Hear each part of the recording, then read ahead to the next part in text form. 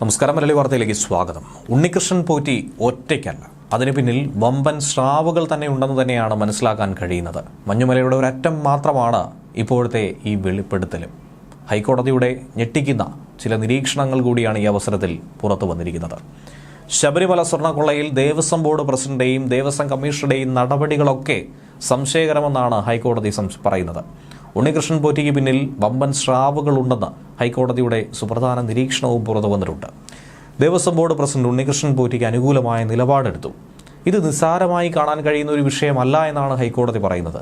ഒരു വലിയ സംഘത്തിന്റെ ഏറ്റവും ഇങ്ങേയറ്റത്തെ ഒരു കണ്ണിയാണ് ഉണ്ണികൃഷ്ണൻ പോറ്റി. ഇദ്ദേഹത്തിന്റെ ഉദ്ദേശത്തിൽ സംശയമുണ്ട്. സ്വർണ്ണക്കൊള്ളയിൽ ഗൂഢാലോചന അടക്കമുള്ള കാര്യങ്ങൾ പുറത്തു വരേണ്ടിയിരിക്കുന്നു. ദേവസ്വം ഭരണസമിതി, ഉണ്ണികൃഷ്ണൻ പോറ്റി, ദേവസ്വം ഉദ്യോഗസ്ഥർ എന്നിവരുടെ ആശയവിനിമയങ്ങൾ കേന്ദ്രീകരിച്ചുള്ള അന്വേഷണത്തിലേക്ക് SIT സംഘം കടക്കണം. 2 വർഷത്തെ കത്തിടപാടുകൾ അന്വേഷിക്കണം. 500 ഗ്രാം സ്വർണം അതെവിടെ പോയി? കൃത്യമായി ദേവസ്വം ഉദ്യോഗസ്ഥർക്ക് അതിനെക്കുറിച്ച് അറിയാമെന്നാണ് ഹൈക്കോടതിയും പറയുന്നത്. അതല്ലാതെ എങ്ങനെയാണ് ക്ഷേത്രത്തിൽ നിന്നും ശബരിമലയിൽ നിന്നും അത് പുറത്തു പോകുന്നത്? കൃത്യതയോടെ സുതാര്യതയോടെ അന്വേഷണം മുന്നോട്ട് കൊണ്ടുപോയിരിക്കണം. എല്ലാ രേഖകളും പരിശോധിച്ചതിന് ശേഷമായിരിക്കണം അന്തിമ റിപ്പോർട്ട് തയ്യാറാക്കേണ്ടത്. ഈ അന്വേഷണം കേരള പോലീസിന്റെ വിശ്വാസ്യതയെ മാത്രമല്ല, ഹൈക്കോടതിയുടെ വിശ്വാസ്യതയെ പോലും ബാധിക്കുമെന്നാണ് ഇടക്കാല ഉത്തരവിൽ പറഞ്ഞിരിക്കുന്നത്. ഒരു തരത്തിലുമുള്ള രക്ഷപ്പെടാനുള്ള സാധ്യതയും പ്രതികൾക്ക് നൽകരുത് എന്ന് കൃത്യമായി പറയുന്നു. പഴുതടച്ചുള്ള അന്വേഷണം ഉറപ്പായും നടന്നിരിക്കണം. എന്നാൽ ശബരിമലയ്ക്ക് പിന്നാലെ ഗുരുവായൂരും സമാനമായി ഒരു കൊള്ള നടന്നിരിക്കുന്നു എന്ന് തന്നെയാണ് മനസ്സിലാക്കാൻ കഴിയുന്നത്. ശബരിമല ക്ഷേത്രത്തിലെ സ്വർണ്ണപ്പാളി വിവാദവുമായി ബന്ധപ്പെട്ട് ഞെട്ടിക്കുന്ന പല വാർത്തകൾ ഓരോ ദിവസം കഴിയുന്തോറും പുറത്തു വന്നുകൊണ്ടിരിക്കുമ്പോഴാണ് ഗുരുവായൂരിലെ ഓഡിറ്റ് സ്വത്ത് ദുരുപയോഗത്തെക്കുറിച്ചുള്ള ചില വിവരങ്ങൾ പുറത്തുവിടുന്നത്. ജന്മഭൂമി റിപ്പോർട്ട് ചെയ്യുന്നതനുസരിച്ച് ശബരിമലയിലെ ആസൂത്രിത മോഷണവും കൊള്ളയും കോടതിക്ക് മുന്നിലെത്തി പ്രത്യേക അന്വേഷണ സംഘം മുന്നോട്ട് കൊണ്ടുപോയിക്കൊണ്ടിരിക്കുമ്പോഴാണ് ഗുരുവായൂർ വിവരം കൂടി മാധ്യമം പുറത്തുവിട്ടിരിക്കുന്നത്. ടൈംസ് ഓഫ് ഇന്ത്യയാണ് ഇതിൻ്റെ റിപ്പോർട്ട് ആദ്യം പങ്കുവച്ചിരിക്കുന്നത്. അതനുസരിച്ച് ആനക്കൊമ്പ് വിശ്വാസികൾ സമർപ്പിക്കുന്ന സ്വർണ്ണ, വെള്ളി തുടങ്ങിയ ഭഗവാന്റെ സ്വത്തുകളൊക്കെ പലയിടത്തും കാണാതായിരിക്കുന്നു. നമുക്കറിയാവുന്നതാണ്, വളരെ വിലപിടിപ്പുള്ള സ്വത്തുക്കൾ, സമ്മാനങ്ങൾ, കാണിക്കയായും മറ്റും ഭഗവാന് ഭക്തർ നൽകാറുണ്ട്. ദേവസ്വത്തിൻ്റെ തുടർച്ചയായ ഓഡിറ്റുകൾ ശ്രീകൃഷ്ണ ക്ഷേത്രത്തിലെ സ്വർണം, വെള്ളി, ആനക്കൊമ്പ്, മഞ്ചാടിക്കുരു വരെയുള്ള വിലപിടിപ്പുള്ള വസ്തുക്കൾ സംബന്ധിച്ചുള്ള കണക്കിൻ്റെ രേഖകൾ കൃത്യമായി ഇല്ല എന്ന് തന്നെയാണ് റിപ്പോർട്ട് പുറത്തു വന്നിരിക്കുന്നത്.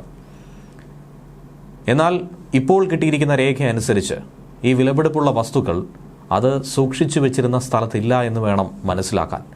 ഓഡിറ്റ് വകുപ്പിൻ്റെ 2019-20, 2020-21 ഓഡിറ്റ് റിപ്പോർട്ടിലെ കണ്ടെത്തലനുസരിച്ച് ക്ഷേത്രത്തിൻ്റെ സ്വത്ത് സംരക്ഷിക്കുന്നതിൽ വലിയൊരു വീഴ്ച സംഭവിച്ചിരിക്കുന്നു. അതാരുടെ ഭാഗത്താണ് വീഴ്ചയുണ്ടായത് എന്നുള്ളത് വ്യക്തമാണ്.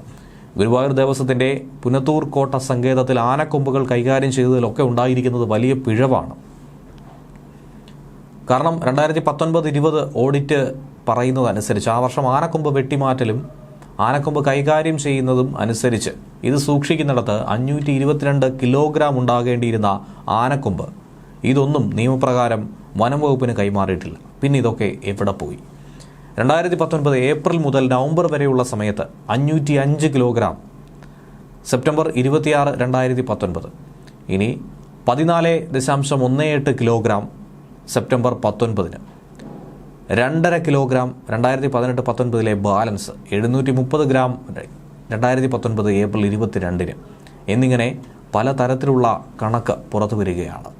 അങ്ങനെ പല തൂക്കമുള്ള കൊമ്പുകളും ആനക്കൊമ്പിൻ്റെ കഷ്ണങ്ങളും ഒക്കെ നീക്കം ചെയ്യുകയോ രേഖകളില്ലാതെ കൈവശം വയ്ക്കുകയോ ചെയ്തിട്ടുണ്ട്, വെച്ച് അനുഭവിച്ചു പോരുന്നു എന്ന് തന്നെയാണ് മനസ്സിലാക്കുന്നത്. ഓഡിറ്റ് പറയുന്നതനുസരിച്ച് വനങ്ങളുടെ അസിസ്റ്റന്റ് കൺസർവേറ്ററുടെ കത്ത് അനുസരിച്ച് 10 ദിവസത്തിനുള്ളിൽ ദേവസ്വം തങ്ങളുടെ കൈവശമുള്ള ആനക്കൊമ്പുകളുടെ വിശദാംശങ്ങൾ കൊടുക്കണമെന്ന് പറഞ്ഞു. പക്ഷേ വിവരം കൊടുത്തിട്ടില്ല. ആനക്കൊമ്പ് വനം വകുപ്പിനും കിട്ടിയിട്ടില്ല. ക്ഷേത്രവുമായി ബന്ധപ്പെട്ട ആനക്കൊമ്പ് ആസ്തികൾ കൈകാര്യം ചെയ്യുന്നതിലെ ചട്ടലംഘനത്തിൻ്റെ ഗുരുതരമായ പിഴവ് തന്നെയാണ് ഇതിലൂടെ ചൂണ്ടിക്കാണിക്കുന്നത്. ഇപ്പോഴത്തെ ബോർഡിൻ്റെ കാലാവധിക്ക് മുമ്പുള്ള ഒരു കാലഘട്ടവുമായി ബന്ധപ്പെട്ടതാണ് ഈ പ്രശ്നമെന്നാണ് ഗുരുവായൂർ ദേവസ്വം ചെയർമാൻ VK വിജയൻ പറയുന്നത്. ഇപ്പോഴത്തെ ഭരണസമിതി ചുമതല ഏറ്റെടുത്തതിന് തൊട്ട് മുമ്പുള്ള വിഷയമാണ് ഈ പറയുന്നത്. കോടതിയുടെ മുമ്പാകെ ഇത് വന്നിട്ടുണ്ടായിരുന്നു. അവിടെ ദേവസ്വം മറുപടിയും കൊടുത്തു. 2022 മുതൽ ദേവസ്വത്തിൽപ്പെട്ട 6 ആനകളാണ് ചരിച്ചത്. ആ കേസൊക്കെ വനംവകുപ്പിൻ്റെ സാന്നിധ്യത്തിലായിരുന്നു. പോസ്റ്റ്മോർട്ടം നടത്തിയത് പോലും. ആനക്കൊമ്പ് ഒരിക്കലും ഞങ്ങൾക്ക് കൈമാറിയിട്ടില്ല. പോസ്റ്റ്മോർട്ടം റിപ്പോർട്ടുകൾ മാത്രമേ ഞങ്ങൾക്ക് ലഭിക്കൂ. ഓഡിറ്റ് റിപ്പോർട്ടിലെ നിരീക്ഷണങ്ങൾ അതിന് വളരെ മുമ്പുള്ള ഒരു കാലഘട്ടത്തെയാണ് പറയുന്നതെന്നാണ് ഇപ്പോഴത്തെ ദേവസ്വം വകുപ്പ് പറയുന്നത്, ഗുരുവായൂർ ദേവസ്വം വകുപ്പ് പറയുന്നത്. ക്ഷേത്രത്തിനുള്ളിൽ ദൈനംദിന ആചാരങ്ങൾക്ക് ഉപയോഗിക്കുന്ന സ്വർണവും വെള്ളിയും അടക്കം കണ്ടെത്തുന്ന ഡബിൾ ലോക്ക് രജിസ്റ്ററിൽ ഓഡിറ്റ് നടത്തിയ പരിശോധനയിലും പൊരുത്തക്കേടുകളാണ് കണ്ടെത്തുന്നത്. ഉപയോഗിച്ച് പലതും തിരിച്ചു കൊടുത്തിട്ടില്ല എന്ന് വേണം മനസ്സിലാക്കാൻ. ഇനി കൊടുത്തതൊക്കെയോ ഭാരം കുറഞ്ഞിരിക്കുന്നു. 10 മാസത്തിനുള്ളിൽ ഒരു വെള്ളിപ്പാത്രം 1.19 കിലോഗ്രാമാണ് ഭാരം കുറഞ്ഞത്. ഒരു വിളക്ക് 100 കണക്കിന് ഗ്രാം ഭാരമാണ് കുറഞ്ഞിരിക്കുന്നത്. പല സമയത്ത് തിരികെ കൊടുത്തത് അതുപോലും ആയിരുന്നില്ല എന്ന് വേണം ഇതിന് പകരം മനസ്സിലാക്കേണ്ടത്. സ്വർണ്ണ കിരീടത്തിന് പകരം വെള്ളി ആഭരണവും 2.65 കിലോഗ്രാം വെള്ളിപ്പാത്രത്തിന് പകരം 750 ഗ്രാം മാത്രം ഭാരമുള്ള മറ്റൊന്നും ഉപയോഗിച്ചിരിക്കുന്നു. ഇതൊക്കെ ആരാണ് മാറ്റുന്നത്? എന്തുകൊണ്ടാണ് ഇതിന് മറ്റു ചോദ്യമൊന്നും തന്നെ ഉണ്ടാകാത്തത്? ഇത്തരത്തിലുള്ള സംശയമാണ് പലരും പങ്കുവച്ചിരിക്കുന്നത്. ഭക്തർ സമർപ്പിച്ച ക്ഷേത്രത്തിൻ്റെ പടിഞ്ഞാറൻ ഗോപുരത്തിൽ സൂക്ഷിച്ചിരുന്ന 17 ചാക്ക് മഞ്ചാടിക്കുരു അതുപോലും കാണാതായിരിക്കുന്നു. കിലോയ്ക്ക് 100 രൂപ ലേലം ചെയ്ത ചാക്കുകൾ ലേലം കൊണ്ടയാൾ കൊണ്ടുപോയിട്ടുമില്ല. അത് സൂക്ഷിച്ചു വെച്ച് പിന്നീട് ആരോഗ്യവകുപ്പ് ജീവനക്കാർ ഒരു ദിവസം ട്രാക്ടറിൽ കയറ്റി കൊണ്ടുപോയി. ഈ ദൃശ്യം CCTVയിലുണ്ട്. മറ്റാവശ്യങ്ങൾക്ക് സ്ഥലം കാലിയാക്കാൻ ചാക്കുകൾ അടുത്തുള്ളൊരു ഗോഡൌണിലേക്ക് മാറ്റിയെന്നാണ് ഉദ്യോഗസ്ഥരും പറയുന്നത്. പക്ഷേ അതെവിടെ കൊണ്ടുപോയി, ആരാണത് സൂക്ഷിച്ചത്, മറ്റ് വിവരങ്ങൾ ലേലം നടത്തിയോ, അങ്ങനെ ഒന്നും തന്നെ വ്യക്തതയില്ല. വലിയ സംഭാവനകളും വിലപ്പെട്ട വഴിപാടുകളും ഔദ്യോഗിക രജിസ്റ്ററിൽ ഒരിക്കലും രേഖപ്പെടുത്തിയിട്ടില്ലെന്നും ഓഡിറ്റ് റിപ്പോർട്ടിലൂടെ മനസ്സിലാക്കാൻ കഴിയുന്നു. അങ്ങനെയെങ്കിൽ ഭഗവാൻ എന്ന രീതിയിൽ ഭക്തർ കൊടുക്കുന്നത് ആരാണ് വെച്ച് അനുഭവിക്കുന്നത്? ആരാണ് ഇതൊക്കെ കടത്തിക്കൊണ്ടുപോകുന്നത്? ചെമ്പ്, വെങ്കലം, പഞ്ചലോഹ വസ്തുക്കളുടെ കണക്കെടുപ്പ് 2016 മുതൽ നടക്കുന്നില്ല. പാലക്കാട് സ്വദേശിയായ ഒരു ഭക്തൻ 2022 സമർപ്പിച്ചത് ഏകദേശം 15 ലക്ഷം രൂപ വിലമതിക്കുന്നതായിട്ടുള്ള 2 ടൺ ഭാരമുള്ള 4 കാതുള്ള വെങ്കലപാത്രം ക്ഷേത്രത്തിൽ കിട്ടിയതായിട്ടുള്ള രസീത് പോലും അവർക്ക് കൊടുത്തിട്ടില്ലെന്നും രജിസ്റ്ററിൽ വസ്തു രേഖപ്പെടുത്തുകയോ ഉത്തരവാദിത്തപ്പെട്ട ആരുടെയെങ്കിലും പക്കൽ അത് ഏൽപ്പിക്കുകയോ പോലും ചെയ്തിട്ടില്ലെന്നും പറയുന്നു. ക്ഷേത്രം തന്നെ കിലോയ്ക്ക് 1.47 ലക്ഷം രൂപയ്ക്ക് വാങ്ങുന്ന കശ്മീരി കുങ്കുമം, അതുപോലുള്ള വിലയേറിയ വസ്തുക്കൾ ഭക്തർ പതിവായി തന്നെ ക്ഷേത്രത്തിൽ കൊടുക്കാറുണ്ട്. പക്ഷേ അതിനൊന്നും തന്നെ ഒരു ഡെപ്യൂട്ടി അഡ്മിനിസ്ട്രേറ്റർ കൈവശം വയ്ക്കുന്ന ഒരു വ്യക്തിഗത രജിസ്റ്ററിൽ ചേർക്കുക എന്നതല്ലാതെ മറ്റ് നടപടിയൊന്നും തന്നെയില്ല. അതിന് രസീത് നൽകാത്തത് കൊണ്ട് ഓഡിറ്റ് പരിശോധനയിൽ നിന്നും കണ്ണുവെട്ടിക്കാനും കഴിയുന്നു. ഇതിൻ്റെ വിവരങ്ങളൊന്നും തന്നെ വിവരമെന്നല്ല, ആ സ്ഥിതി വിവരം പോലും കിട്ടാനില്ല എന്നുള്ളതാണ് യാഥാർത്ഥ്യം.